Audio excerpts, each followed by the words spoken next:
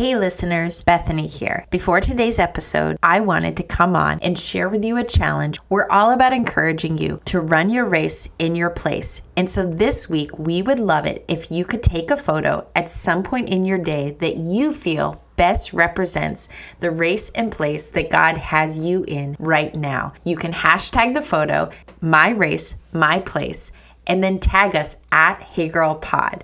We would love to get to know our listeners through these photos and also pick some favorites to share on our own Instagram. Thanks so much for listening. Enjoy today's episode.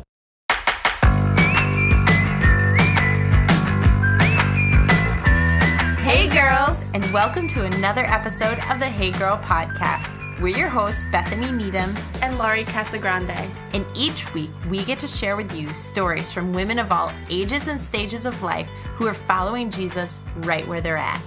Our prayer is that each story encourages you to run your race in your place. Guess what? This week on Hey Girl Podcast, we have Mr. David Larson joining us. Yes, ladies, that means we have another guy on the show. And it's not just any guy that can come on Hey Girl and make such a lasting impression on your heart and just speak to you so dearly. So, Bethany, why did you decide to bring David on the show this week? First of all, I love David Larson. And as you're going to hear in the story, he and I go way back to me being a youth director and him being in middle school. Like, I have photos of him trick-or-treating with my kids when they're teeny tiny. Aww. And it's, I know, adorable. But there is so much more to his story. And David is one of these kids that, and honestly, he's not much of a kid anymore. He's a man now. But his story is from the moment I started this podcast, he's been on my heart of if I had the opportunity to give David a platform for him to share, I would like to do that. And as much as this might be a girls' podcast, it is totally worth putting that aside to let him share his story with all of us. Because in today's episode, there is going to be so much. You may even want to grab a notebook and a pen and take some notes. Because ultimately, his testimony of a journey and learning how to find satisfaction and fulfillment in the desires that he has in God alone has just totally, honestly, like you said, left a lasting impression for me and been such a challenge for me and my own journey with God. And we may not have the same story, but the fact that David is willing to come out and be vulnerable and open about his own wrestling and journey with homosexuality and same-sex attraction and these things that we haven't really talked well about in the church and even just in our own communities and with family members. And I just think David does an amazing job of having this conversation. And I do think that this is one of those episodes that ladies and gentlemen, whoever's listening, after you hear this, you're going to want to share this with a whole lot of your friends because this story not only needs to be told, but just how David shares and the incredible, powerful truth that he packs into this one interview, it's life-changing. And I don't regret it for a second bringing yet another dude on the Hey Girl Podcast. So without further ado, ladies, I want to introduce you to our guest today and my dear friend, David Larson. Okay, everybody, I am here with my dear friend, David Larson, who's not just my friend, but we go way back. Oh, yeah. Gosh, we're talking, what were you, in 6th grade? I think so, and even before that, because I saw you when I was a little kid. What? Were you stalking me? Definitely. Oh, I knew it. Yeah. I have just the fondest memories of you, David, when we first moved to Massachusetts, and you with my kids, and just, I felt like we just wanted to adopt you. Aw, I wanted to be adopted. But not because you don't have a fabulous family. No, not at all. In fact, we got to have your mom on season 1 early on. For those of you who are new to this podcast, definitely go back, listen to Hannah Larson's episode. And she talked about you a little bit. Oh, no. Nothing crazy embarrassing, don't worry, that I remember. now I'm going to have to go back and listen. Maybe there is something. Let me give a little of my connection to you. Andy and I moved to Massachusetts. We worked in youth ministry at Chapel of the Cross, and you were one of our students. We got to have you all the way from middle school through high school. Now you're graduated, and you're a college graduate. Yeah. What in the world? And now you're getting ready to move away on me. I know. We're so old. Sad. We are. Well, I guess you're old. Yeah. I'm just starting my life. Okay. Shifting gears. No, that's true, though. It does make me feel really old. So you're getting ready to move where? I'm moving to North Africa. Oh, my goodness. Yeah, and I'm going to teach English, and I'm so excited. This has been what I've wanted for such a long time. Make a dream come true.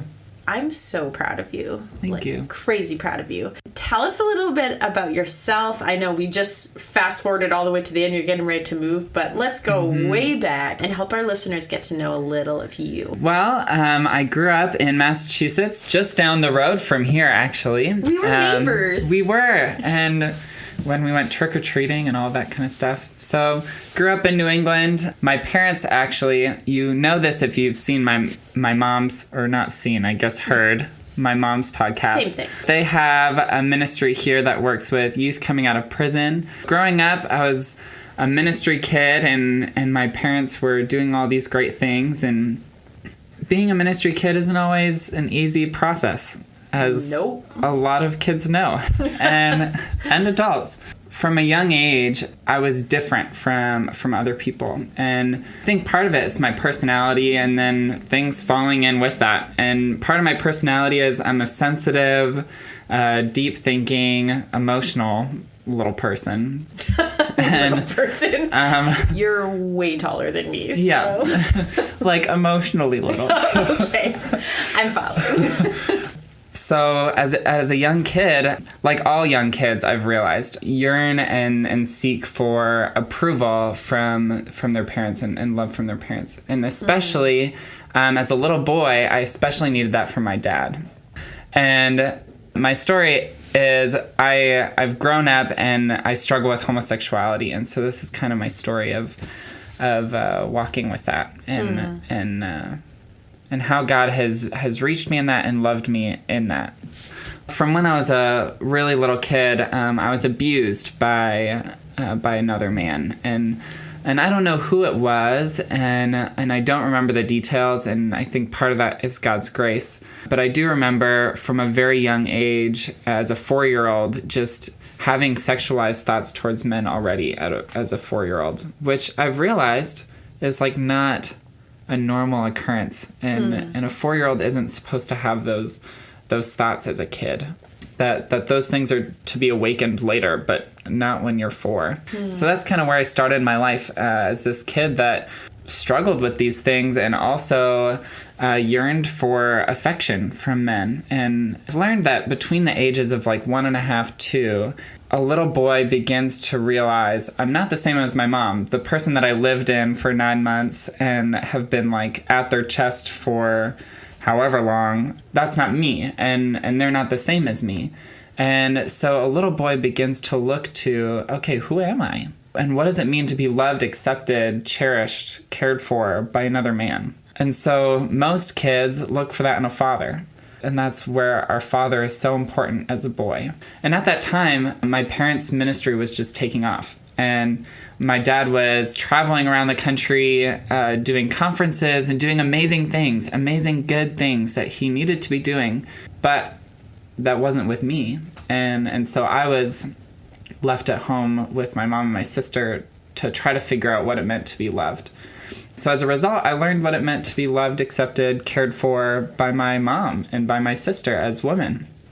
And when my dad was home, he'd be on the phone or be on his computer setting up something and just busy with work and the good things that God put in front of him. But as a result, I kind of got swept to the side a little bit. And so then I went into elementary school hoping, like, okay, now here's my chance. Like, now I can learn what it means to be loved, accepted, cared for by the other boys in my school. And I can know what it means to belong and to be a part of that. And sadly, that didn't happen. where other boys were interested in sports and roughhousing and things like that, I wanted to play dress up, and I wanted to play house and play with my Barbies and things like that, and they weren't interested in that. And so very quickly I became ostracized from my own sex, and I was left with, okay, well, here are these girls that I connect with and that understand me and that I understand them. But I realized that that's not what I needed as a kid. I always hated that people wanted boys to be with boys and girls to be with girls at a young age. But I realized that that's like kind of important. And it's important for your security to learn that you are loved and cared for by your own people. And as a boy, that I'm loved as a boy, and as a girl, that she's loved as a girl. And I wasn't loved as either. I didn't fit in with the boys, but then also I wasn't one of the girls. As much as I liked all the same things, there were greater attachments between the girls than there were to me. And so from a really young age, at second grade, I felt this like extreme sense of, I'm the only one that's like me, and no one gets me, and I don't fit into any category, and so no one can understand me. So I remember taking pride in that and being like, well, I guess if I can't fit in, I'm just gonna stick out, and it's gonna be great. Yeah. So at 8 years old, I got my ear pierced. Oh my word. Mm-hmm. I literally remember your mom talking to me about this at where we lived in New Hampshire at the time. Mm-hmm. It was around the time that you asked to get your ear pierced, and she was at the camp speaking. Yeah. We had this whole conversation about, as a mom, how do you walk with your son through that, like knowing, okay, they're gonna be teased and they're gonna get picked on. But I still remember her sharing, like, but if anybody can handle it, David can. Yeah. I remember sitting down with her. We were just talking about this the other day, and she was telling me all these things, and I had gotten a magnetic earring because I needed to try it out before I did the real thing. Makes sense. And I wanted to wear it to church. And my mom said, David, what do you think the people at church are going to think of you? And I said, well, are you more concerned about what they're going to think of you, or that I'm concerned about what they think of me? And like, as a mom, I just cringed. Like, zing. Mic drop, walk away. Yeah. So all that to say, I wore my magnetic earring to church. I can imagine that would be very hard to respond to as a mom. I think so. And my mom had to deal with it. I mean, she got words about it, for sure. And that's such a gracious way to put it. She got words about it. People had things to say. And she had to listen. Mm-hmm. Yeah, absolutely. Mm-hmm. But like, graciously, my mom let me be me, which I think was such a blessing. Like, from that age, I just prided myself in being different, and so I totally wore it. And I remember after getting my ear pierced, being on a baseball team and quitting the baseball team because everyone on my team just would call me gay the whole time, or call me a fag, or all different things, and walking through school knowing that was the first thought on anyone's mind was, oh, is this kid gay? And at that point, I didn't even really know what that meant. I just knew it was like a bad thing, that people were saying it negatively. And so obviously I don't want to be that, and I don't want that to be true about me. And so I made sure that I was adamant that was not true. And then from a young age, I decided, no, that's not going to be me. And so I started dating girls very young. I mean, can you really date someone when you're in 4th grade? But like, that's when I started like asking people out and things like that. And then I remember in 6th grade having my first more real relationship that actually had lasted quite a long time, and lasted up until I went into 8th grade. And what I was yearning for is I wanted someone to want me more than anyone else. And I remember throughout elementary school coming home and crying to my parents saying, I have no friends. Like, no one cares about me. And my parents would go to parent-teacher conferences, and the teachers would tell them, oh, everyone loves David. Like, he has so many friends. He's friends with everyone in the whole grade. And so it was confusing because the facts were saying that I had friends, but in my heart, I was like, I'm alone in this. And now looking back on it, I realized my core need that I wasn't getting met was that need to be someone's priority.